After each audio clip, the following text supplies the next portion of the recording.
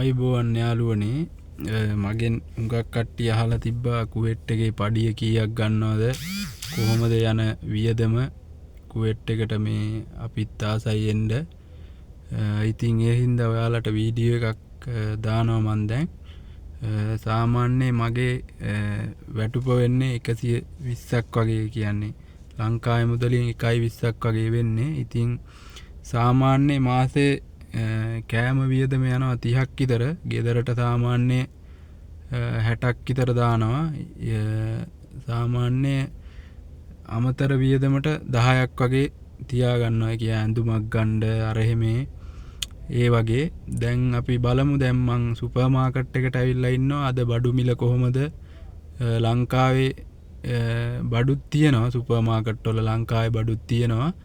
අපි බලමු, මේ ගිහිල්ලා බලමු අද මිල කොහොමද කියලා බලමු. හුඟක් අය අහලා තිබුණා මේ කොහොමද කුවෙට් එකේ විස්තර. ඒක හින්දා ඉතින් ඔයාලට වීඩියෝ එකක් දානවා. බලමු ඉතින් මේක ගිහිල්ලා බලමු අපි සුපර් මාකට් එකට.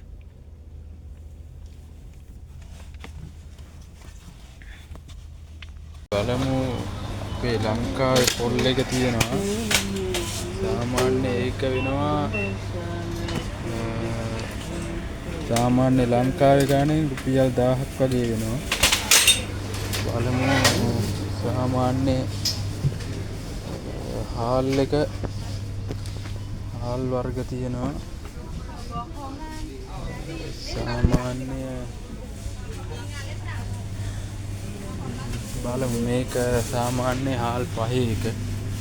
මේක වෙනවා සාමාන්‍ය දිනාර 2.5යි කියන්නේ ලංකාවේ ගානෙන් 2500ක් වගේ වෙනවා. හාල් 5 පැකට් එක. මේක සාමාන්‍ය අපි මේ බිස්කට් එකක් ගමු. මේක වෙනවා සාමාන්‍ය ලංකාවේ ගානෙන් මේක වෙනවා රුපියල් 800ක් වගේ මේ බිස්කට් එක.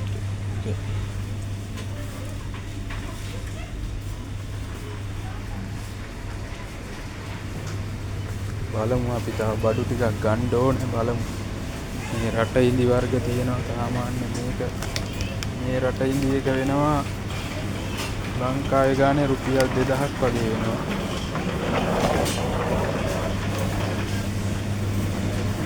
මේ චිකන් එකක් ගමු. මේක අර බදලා හදන චිකන් එක.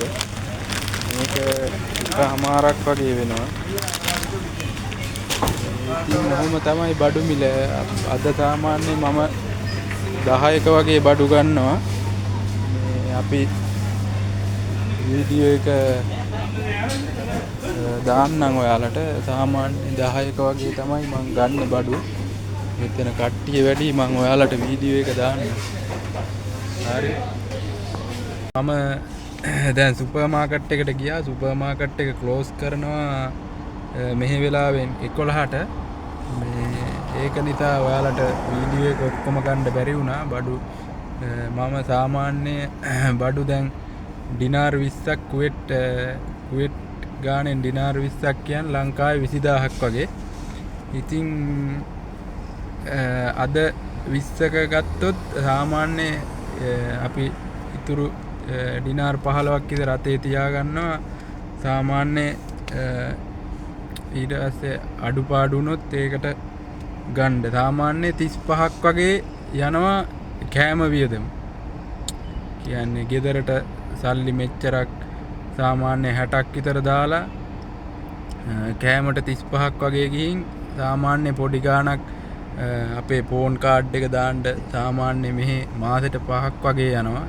කියන්නේ ඩිනාර් 5ක් කියන්නේ ලංකාවේ ගාණෙන් 5000ක් වගේ. ඉතින් ඒ ගානත් එක්ක බැලන්ස් කරලා තමයි මේ ඒ පඩිය ගානට බැලන්ස් කරන්නේ.